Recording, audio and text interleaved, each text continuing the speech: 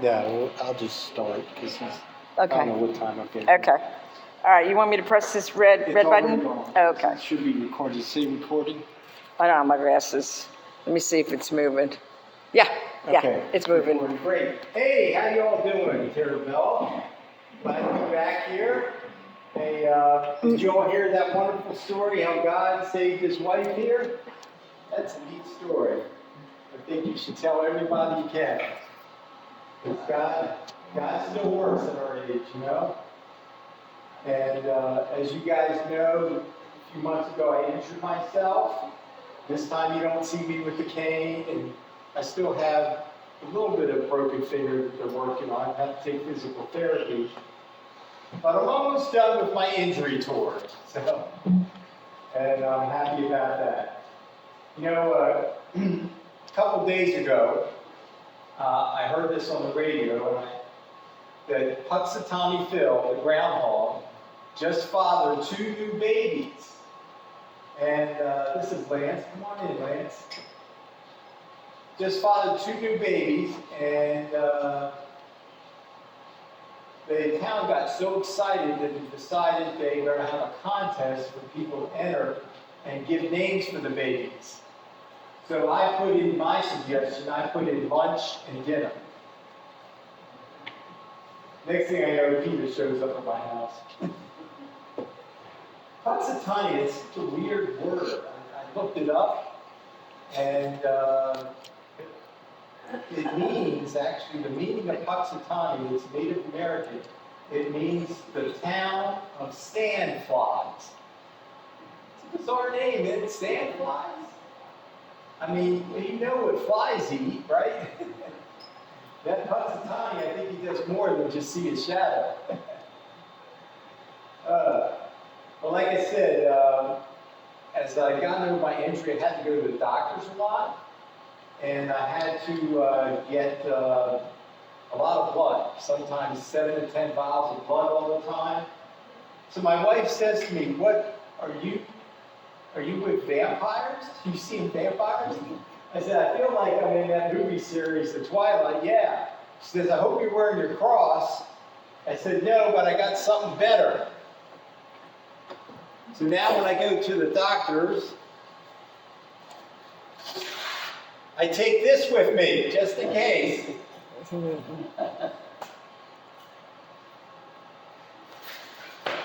So this past weekend, my wife and I went to the movie theaters, and we're sitting in section C. She asked me, "Where's section C?" I said, "Honey, I think it's above A and B." You notice that weathermen can be 100% wrong, and they still get to keep their job? When my wife and I first met, I took her out to dinner, and I went downtown to a place called the Chart House. It was nice. It was on the water and everything, and so we ate a thing on the menu called roadkill. My wife is looking out the window, and she sees these big things, and she says, "What are those?" I said, "Well, those are either local politicians or wharf rats. And it might be the roadkill, too." But she lost her appetite. At least it was a cheap date. So, as you guys know, I'm doing this comedy show along with Lance. It's coming up on the 24th. I was at the church last weekend. The pastor comes up to me telling me about all these people he's having showing. And he says, "I'm going to have, the sheriff there. I'm also have a coroner." I said, "A coroner?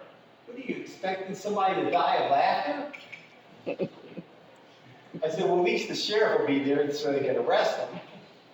I guess I can get my best material from the jail cell. Well, guys, I'm going to introduce you to a good friend of mine. He's been doing comedy for about 30 years. He's played everywhere. Nice places, dives, whatever. Have you ever played the Ice House over here in Summerville? No. That's a bad guy. Anyway, and Lance actually did a comedy show on a submarine that was 500 feet below the surface of the ocean. And they're classified jokes. Till this day, he can't tell you what those jokes were. If he did, he'd have to kill you. But Lance comes to us from Wilmington, up in North Carolina, all the way from East North Charleston. Would you please welcome Lance Morrison? Whoa.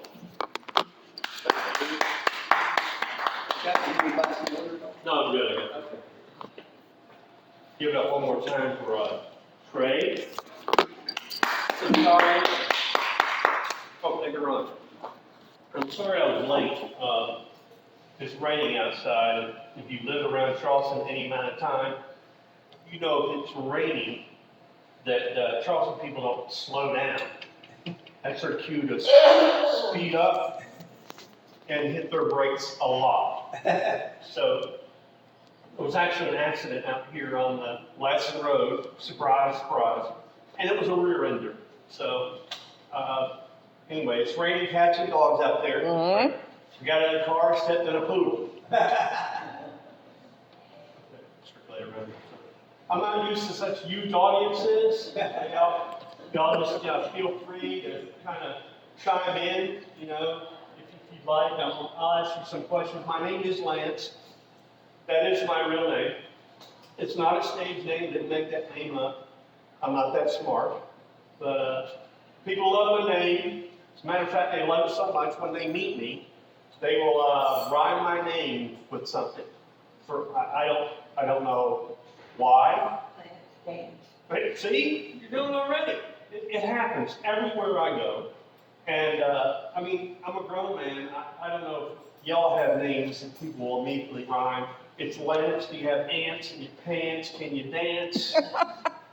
What is wrong with you? And then people go, Lance. I knew a guy named Lance once. I'm like, what am I supposed to do with that? Right? So, I mean, has anybody ever said that to you? Watch this. Drew, Trey, oh, I knew a guy named Trey once. Okay. He's the third. Is that a conversation starter? No. you just kind of leave it hanging. You go, yeah, so what are you saying? Anyway, Lance Crackers. People, I can't count the amount of times people said, do I own the Lance Cracker place?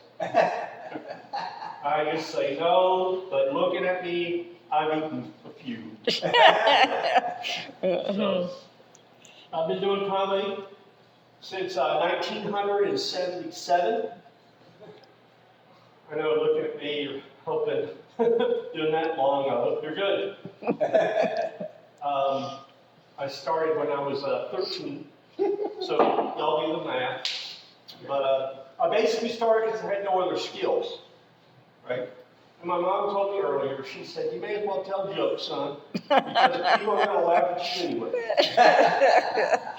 And so that was a real uplifting experience. That kind of tells you about the state of my growing up.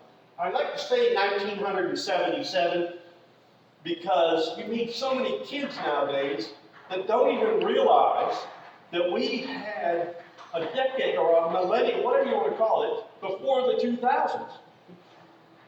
They look at you like you have three heads. You start talking about the 1900s, the late 1900s, you're like, wow, kind of a long time ago. But, it was really just 24 years ago. Wilmington, North Carolina. Y'all ever been to Wilmington? Anybody? No? It's a good town. It's similar to this area in weather, and it's close to the beach and that kind of thing. It was a really good growing up there. I went to high school with Michael Jordan. Y'all ever heard of him? Yep. Yeah. Black guy, about 6'6". He's really pretty good ball player. I tell people this all the time, but they don't believe. Back in 1981, I was more popular than Jordan in school for about 20 minutes on a Wednesday. And so, I also tell people this story, and they don't believe it. if y'all are basketball fans, when Michael played basketball, he kind of perfected the dunk and all these kind of acrobatics and everything. So what he would do is when he went up with his right hand, he would stick that tongue out. You remember that? That was his trademark. And if he shifted hands, he would move that tongue to the left. I pulled him aside one day. I said, at this time he was like 6'4", 6'5". I said, Mike, listen, average height in the league is like 6'8" or 6'9". So if you take a chance and you go up with your right hand and you put your tongue out on the right side, you take a chance of one of those big guys bumping you. You can hit your shoulder and you can hit your mouth and cut your tongue right off. I said, there goes your trademark. I said, so this is what you do. So when you go up with the right hand, the tongue comes out on the right. Just as you put it in the basket, you shift the tongue to the left. And if you watch the highlight films closely, that's what he does. And then he developed the move, he was going up with the left hand. Guess what? Left to right. No. There have been so many books, so many articles, so many blogs about Michael Jordan. Do I ever get any credit? No. No, I do not. He was in Wilmington just last week, dedicating, giving $1 million out to something. And I asked some of my friends who are still there if he asked about me. Surprisingly, no. He did not ask about me. But the story, people say there's a legend going around. A legend. Have y'all lived in the Charleston area a long time? Well, there's some stories that people will come to town with. I can't come up with a specific one. But they'll start relating the story, and you start to realize they're not from around here, because this is kind of a real story. Right? Well, the legend has it that Michael did not make the basketball team in his sophomore year. Right? So that sounds amazing, because he turned out being, the greatest player on the planet at one time. So it's been going around, and that's all part of the legend and all that stuff. Ooh, look where it came from. It's the underdog story. I'm going to give you all this straight, skinny, and inside story. Here's what happened. Michael was a baseball player. Michael loved baseball. He was a pitcher. Now, back then, colleges were not recruiting pitchers from North Carolina.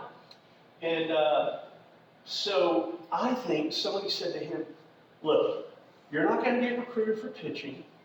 Maybe you should change sports. So that's what he did. His brother, Larry, was a brilliant ball player. But Michael at the time was 5'9". So he went out for the basketball team. Now the reason he did not make it as a sophomore was the guy he was going up against is 6'5". You're in high school, you're 5'9", you're going up against a guy that's 6'5" on the basketball team. You are the coach. What are you going to do? Sorry, 5'9", 6-footer, he's in. So that's what happened. So that's the truth. And it wasn't like he was underdog and he had to really work hard for his position. He was just too short at the time. Too short. And then later on, he, and this is another inside baseball, he claimed he's 6'6".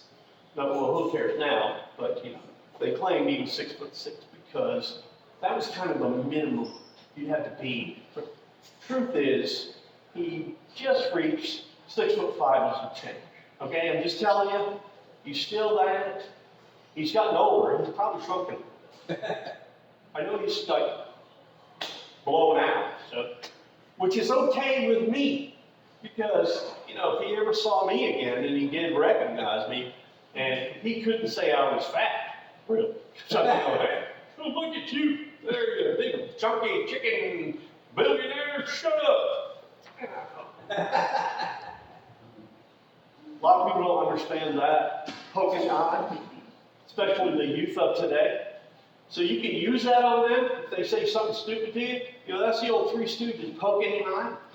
And you can do it because you know why? Because they don't know the block, all right? Mm-hmm. You're a certain generation, you know the block, right? So there you go. Mm-hmm. So youthful people saying stupid stuff around me, they can lose an eye. Because I will do the Three Stooges poke. So back then I started with impressions, because no one was really doing impressions back then. I'd go to talent shows, and I don't know if y'all remember these talent shows, but talent show, you would get singers. This is back before American Idol and all that stuff, and kids thought they were going to be American Idol. But it would be school talent shows.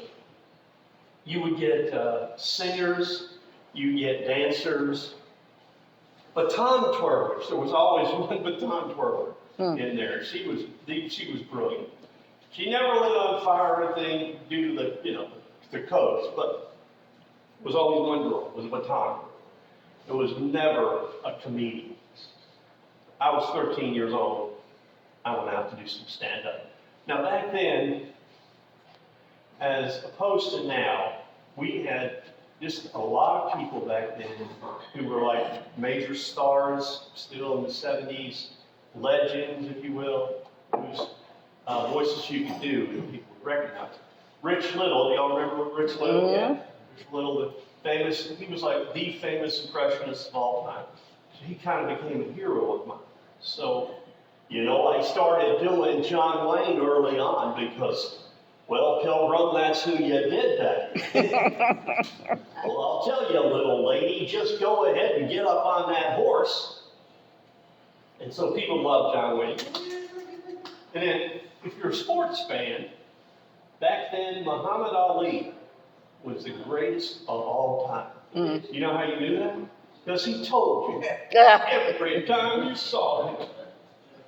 But there was a guy named Howard Cosell back then, too. They had some famous interviews, and some of them went like this. Good afternoon, sports fans. Howard Cosell here. North Charleston, Summerville, South Carolina. Why? I don't know. To my right is the former heavyweight champion of the world, Muhammad Ali Muhammad. It said you're washed up, you're no good, you'll never fight again, champ. Tell the world, champ, will you fight again? How Cosell, I'm the greatest fighter of all time. I am the fastest. Yes, champ, we've heard that all before, but tell the world, it's been said that you perhaps suffered some brain injury while fighting. Tell the world, champ, are you going to fight again? How Cosell, I'm the greatest fighter of all time. Yes, champ, we've heard that all before, but we understand you might have suffered some brain damage. Can you elaborate on that? How Cosell, I'm the greatest fighter of all time. Anyway, how Cosell, Muhammad Ali, it was a great time. It was a great time to be an impressionist. Later on, I learned how to sing. And I just learned how to sing despite my mother. You know, because, as I said, she said, you may as well be funny because people are going to laugh at you anyway. So I learned how to sing. And I sang a lot. I sang in high school. I sang in college. I sang in church. I've done a lot of singing my whole life. Actually, little side note, we are doing a patriotic show at the Flowertown Players in June the 6th, 6th through the 8th. This is a show we do every year. We dedicate it to veterans. And it's just a whole bunch of happy, upbeat songs, American patriotism.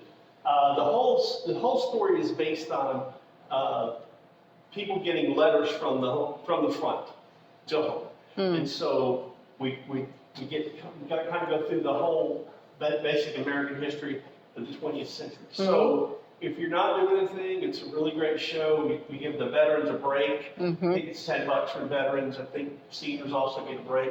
But it's the Flowertown Players. And like I said, we've been doing the show for a long time.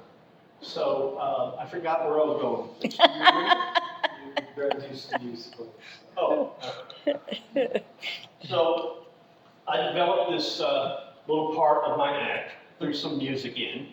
right? Because eventually some of the impressions get kind of old.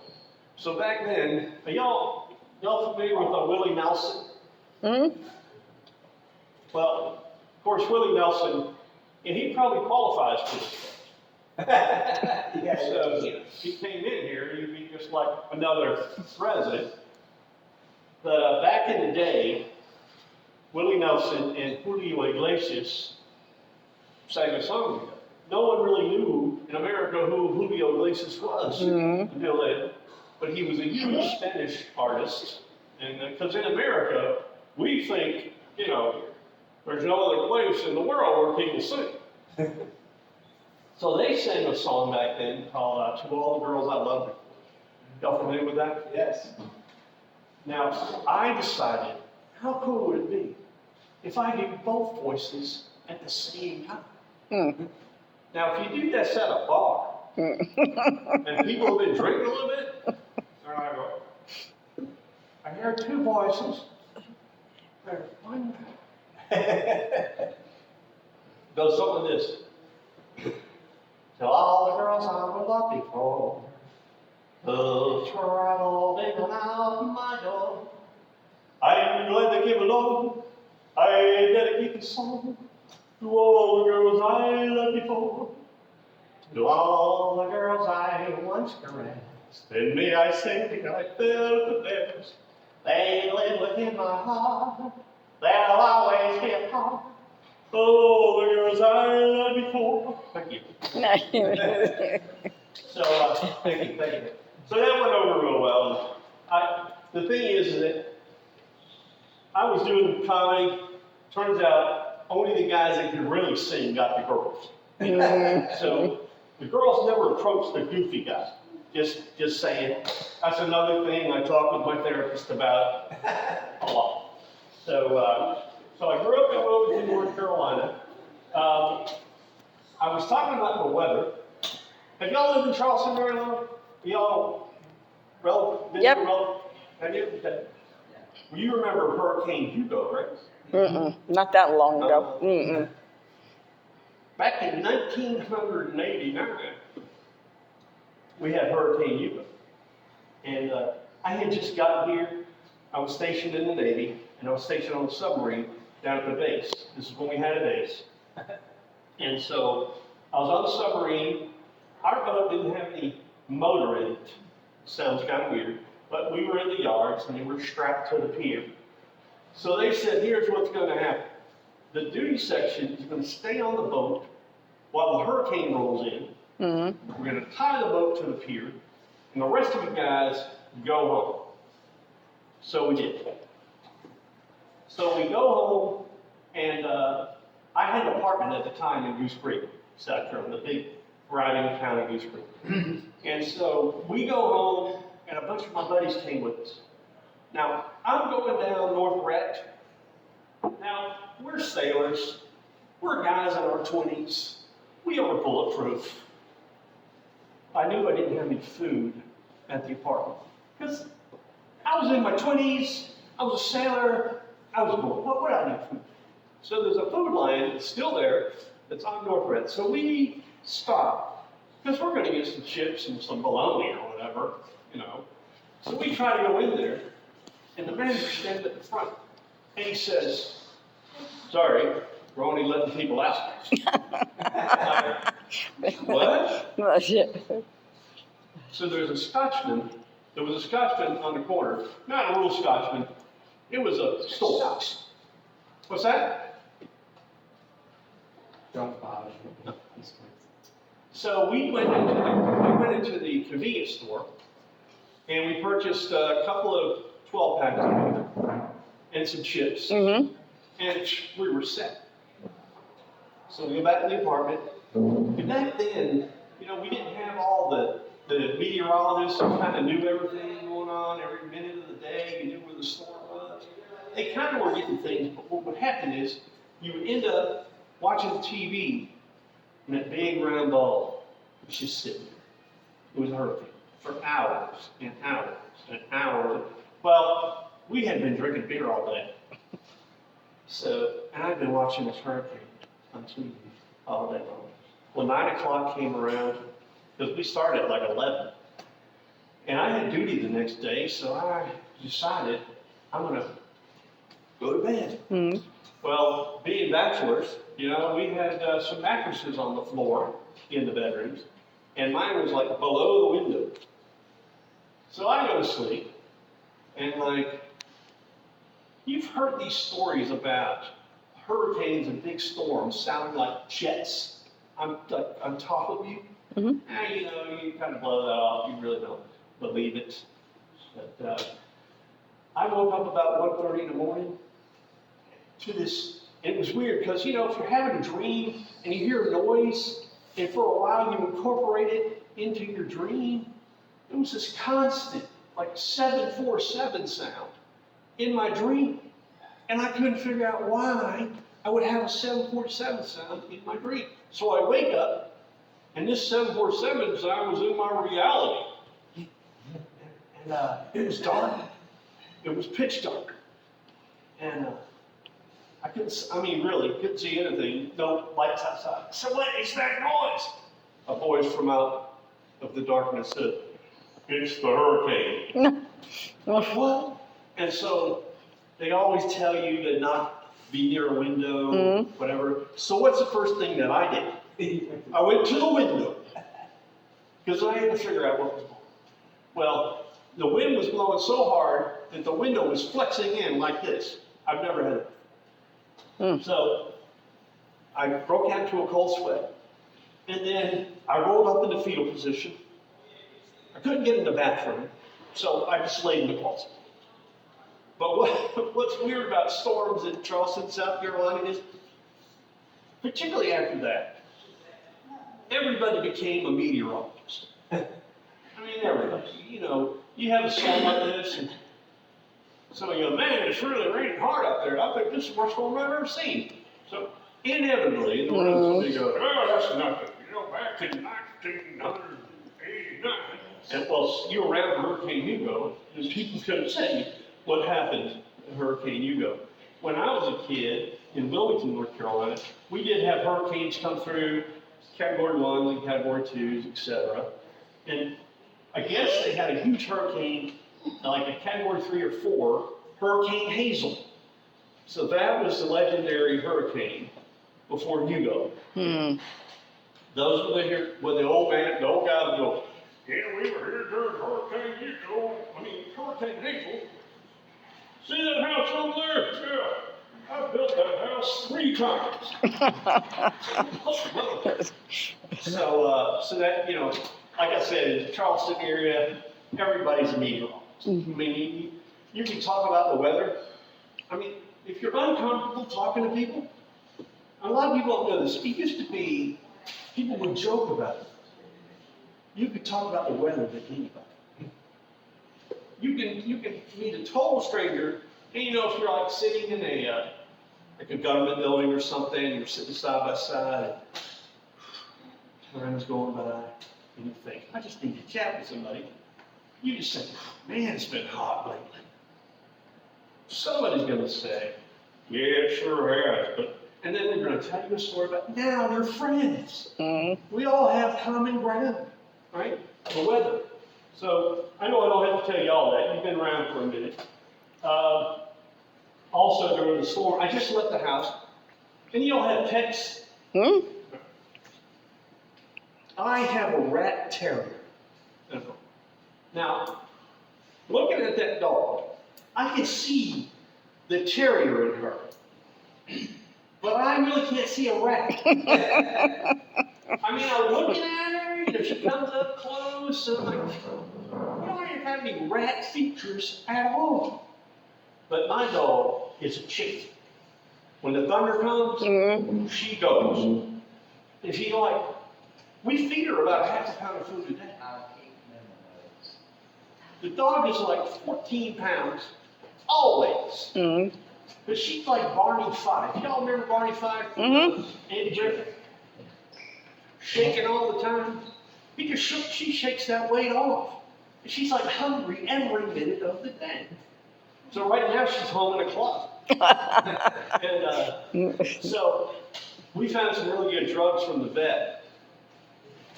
So I was thinking about taking some of those myself. They really calm her down. Mm-hmm. I don't know if you've ever seen a dog drugged up before. That's the only thing that stops her from eating. Mm.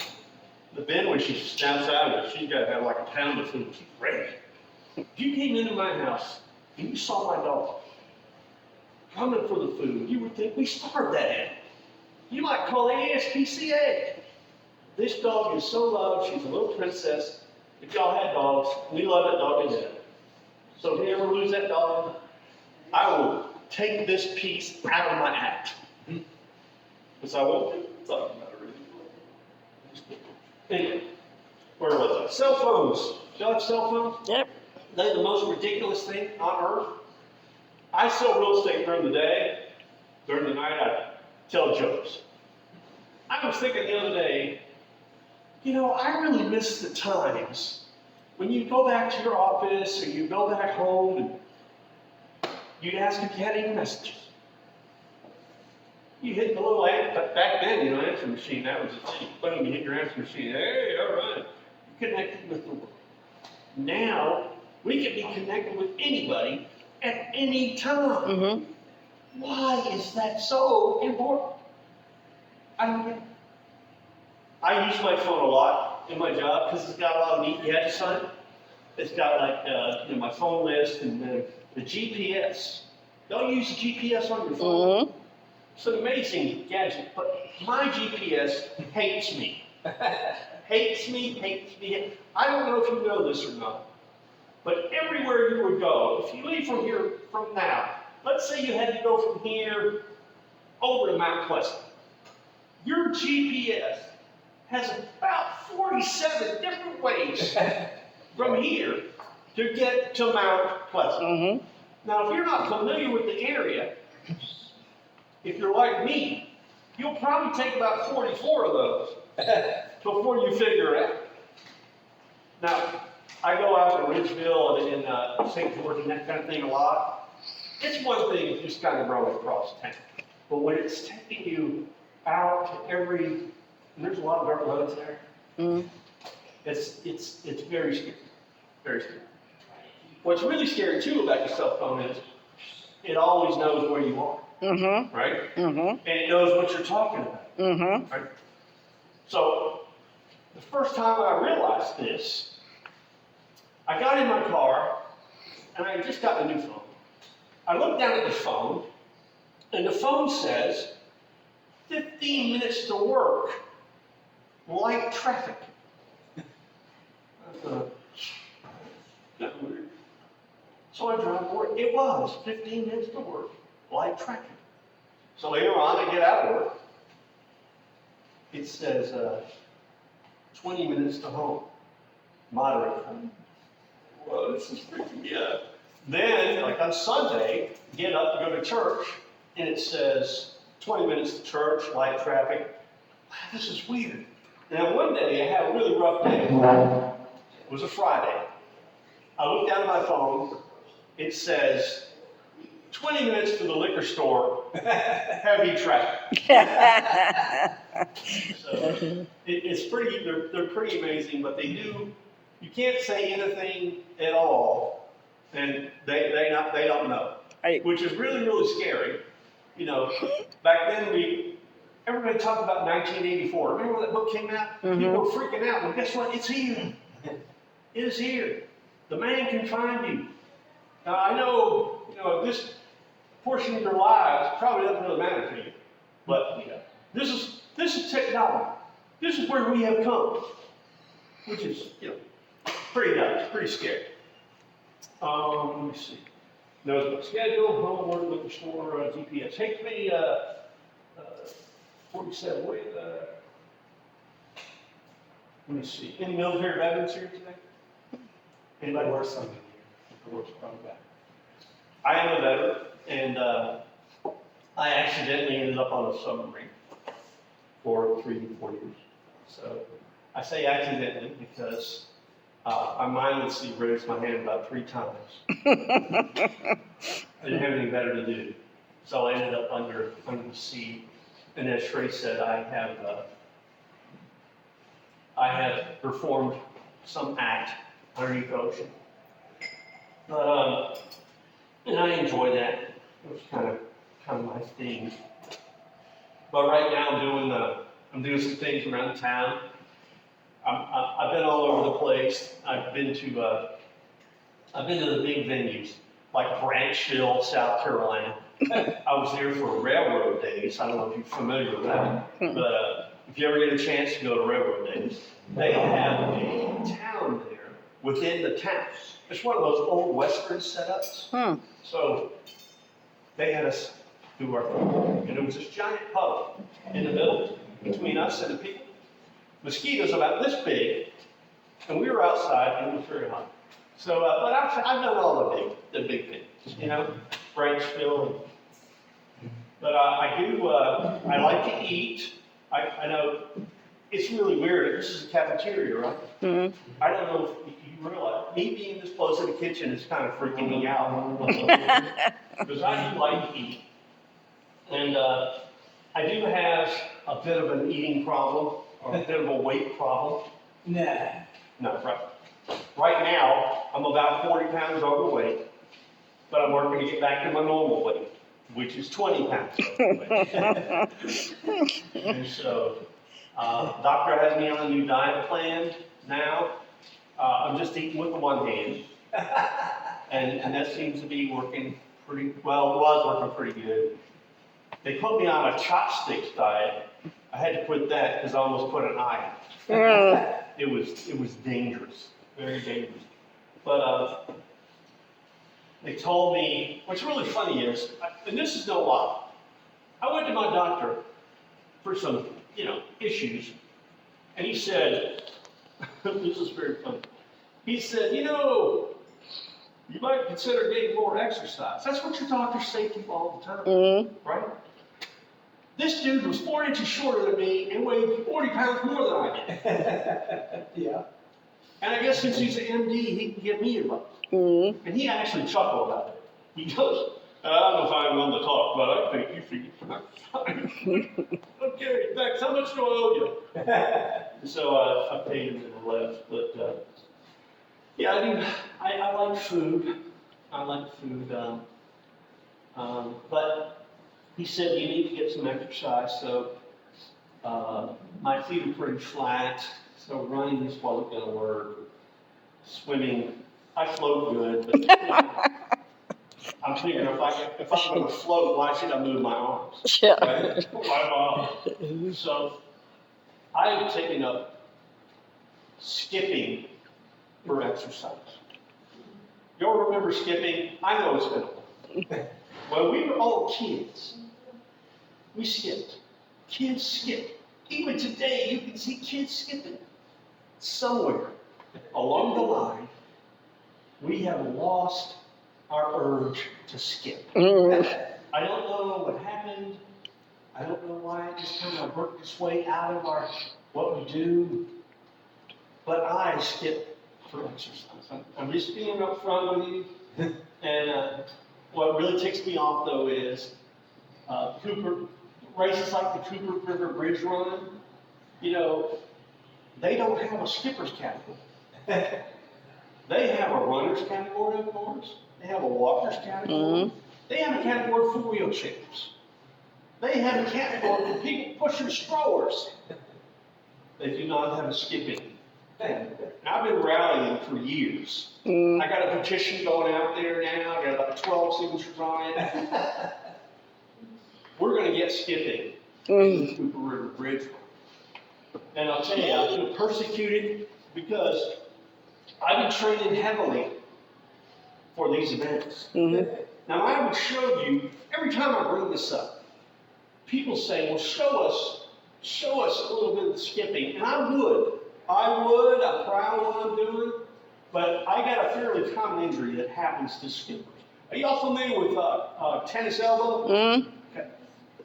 There's an injury in the skipping world called skipper's knee. And I got skipper's knee right now. And I'm just saying this because if y'all take up skipping, this is a very, very common thing. I would show you right now. And skipper's knee, but I do take a lot of persecution for this. I was training hard for an event a while back. And I'm here at my house, and I get a knock on the door. I go to the door, and it's the police. They're like, "Are you Mr. Morrison?" I go, "Well, yeah."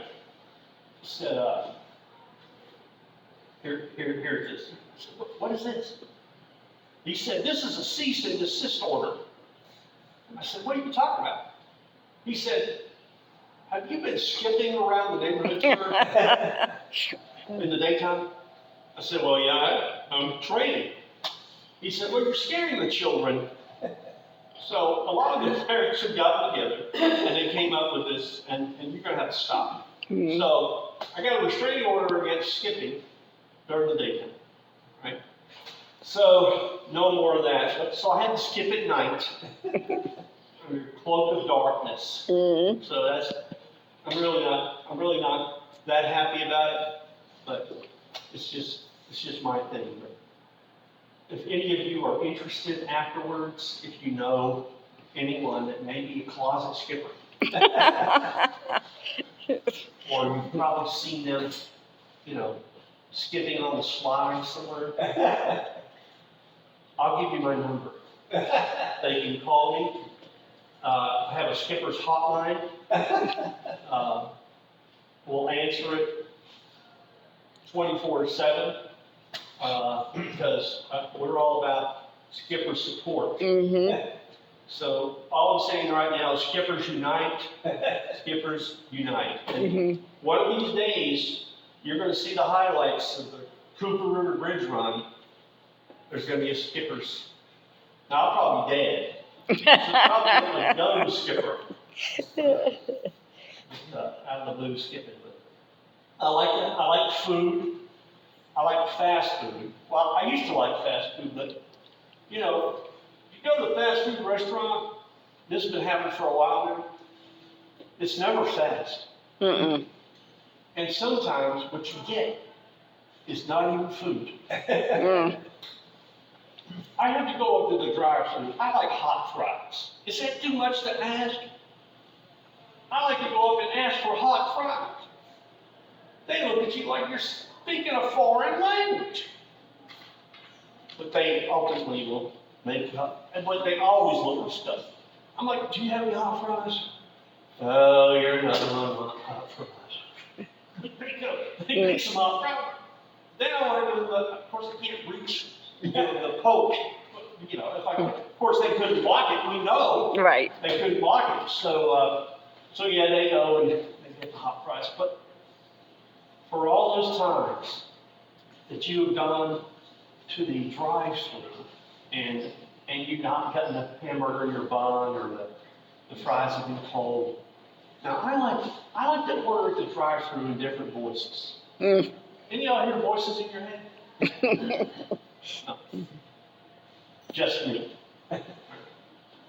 Well, sometimes during the Christmas season, y'all watch this movie, it comes on all the time. There's A Wonderful Life. Mhm. If you have cable, or if you have satellite, whatever, it plays a million times. The great actor Jimmy Stewart, of course, was the dude in that movie. Sometimes during the holidays, I'll drive up and go, "How many egg soup?"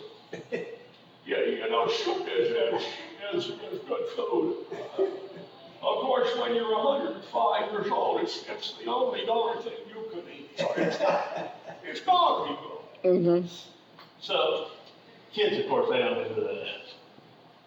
Now, sometimes when I'm feeling like a tough guy, I will drive up and I want to like Clint Eastwood from Dirty Harry, Mhm. which is Clint Eastwood from Gran Torino 40 years later. Same character. Hey, that dude could be in here now, too. Clint Eastwood's like 93 or 94. It's probably on a movie set, right? Mhm. I'll drive up and over like this. Punk, you're probably wondering, the guy who ordered the fries, or the guy who ordered the rings. And all the confusion. I can't remember myself. So what's it gonna be, Punk? Feel lucky? Come Go ahead, make my happy meal. They're freaking out. Oh my God, we drove 44 to seat. You better read it. Now, election time, of course, we're in election time. This guy keeps turning